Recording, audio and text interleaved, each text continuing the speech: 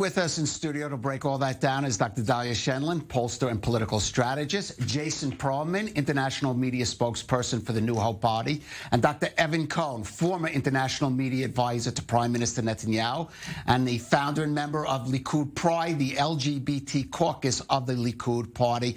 And Evan, let me start with you. Given the map as it was explained to us there, do you see a path for Benjamin Netanyahu to form a government after this coming election? Absolutely. I would say even that the path this time is much clearer than any of the three previous elections.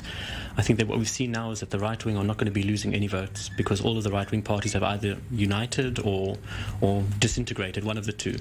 We're still waiting for one of the right wing parties to make her announcement in this case, and I believe that whether she runs or not, she'll be absolutely inconsequential in these elections. Right, the Jewish Party. Exactly. So the thing with the right-wing parties is that every election up until now, the past three elections, the right-wing parties have lost between 150 and 300,000 votes. They're not going to lose a single vote this time. And that will make a huge difference. And I believe that the Likud party will be by far the largest party, about double the size of the next party, the Yesh Atid party, which means that it'll be very difficult for any other party to form a coalition. So once Netanyahu has his, you can write this down if you like, 35 plus seats, which was the coming elections will give the Likud. Once he has that, I think he'll be able to form the coalition with his partners from the ultra-Orthodox, even from the far right, and I believe that Naftali Bennett and Yamina will be on board as well. And I'm hoping that additional right-wing parties, such as Gideon Saar's party, will join as well. I know that they're saying that they won't now, but when they get 10 to 12 seats, things might change. First of all, Evan, I'm going to write that down. 35 plus seats. 35 plus. We'll talk after the election. I haven't been wrong yet. But let me now go to Jason. So first of all, do you see a path for the premiership or to be at least part of a government that does not include Benjamin Netanyahu for your party, New Hope, and its leader, Gideon Saar? And then you could also respond to Evan's the notion that Gideon Saar could end up joining a Netanyahu-led government. Well, let me start with that, because I'm afraid, whilst I respect Evan tremendously, nothing he said there is remotely connected to reality. The idea that Netanyahu has 61 is just pie-in-the-sky stuff. And the fact that, the idea that Gideon Saar and New Hope would join Netanyahu is clearly completely flawed. So let's be very clear. The only person who can form a government after this election is Gideon Saar. He can do so because any party from and not including the far right, the extreme right, and to the extreme Islamist movement, they could sit under Gideon Saar in government.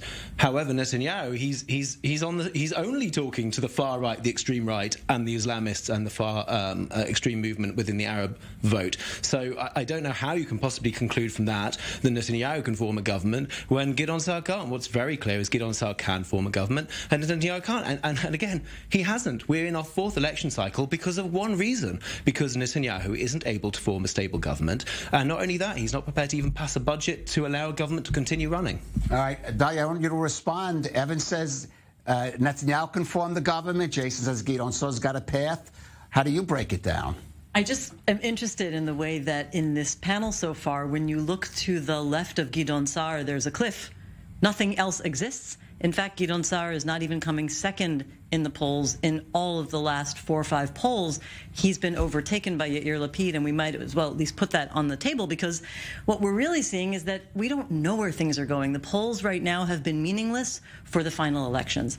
They are meaningful up until tonight, because they gave the party leaders lots of information about how to make their decisions, who dropped out, who stayed in.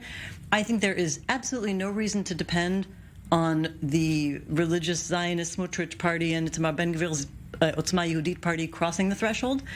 We think they both have very small constituencies. Neither of them have been crossing the threshold in any survey on their own, and they have not even been getting half of 3.25%. I thought there was one by Mariv this evening that showed them getting 5 seats. You know what I always say about one poll? It's like 0 polls.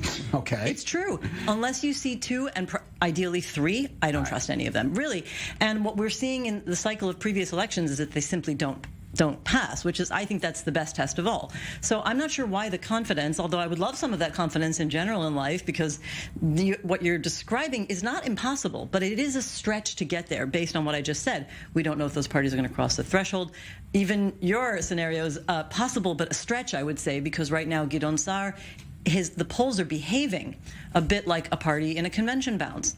Nice high in the beginning when he established himself, creeping downward. Maybe it will balance out. But so far, when I look at the numbers, basically, again, the polls are all over the place, but I see Yesh Atid and Gideon Saar's party, Yesh Atid and New Hope neck and neck, essentially. You can give or take a mandate. They're neck and neck, but who has more recommendations within that bloc? That's way off in the future. What I'm saying is, well, we are speculating here, I know, but the main Dahlia. thing That is the name of the game.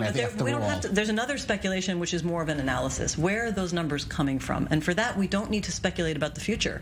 We see that Likud, if anything, has dropped maybe 6 seats in the polls. That's normal. Gap between reality and elections, sure, 36 seats. No, she means from its current base in the parliament. But it must be mentioned that the 36 that they have now were after polls which gave them 29 or 30. Sure, but so I mean, exactly. And these are the polls that give you 29 and 30. My point is that before the economy fell apart and 5,000 Israelis died of a virus because Netanyahu's government allowed the free import because the only party leader besides Naftali Bennett to call the Israelis to be vaccinated is Benjamin Netanyahu. Okay, none of the other party leaders. None of the other. Okay, gentlemen, we're not. Okay, Dahlia, we'll have to finish the point after a break because we must. That those votes are not coming from the right; they're probably coming from the center in blue and white. He hasn't taken votes from the right yet. All right, we're going to pick up this discussion after we come to a break. Lots more, and we'll get an update also from the Parliament, from Knesset. And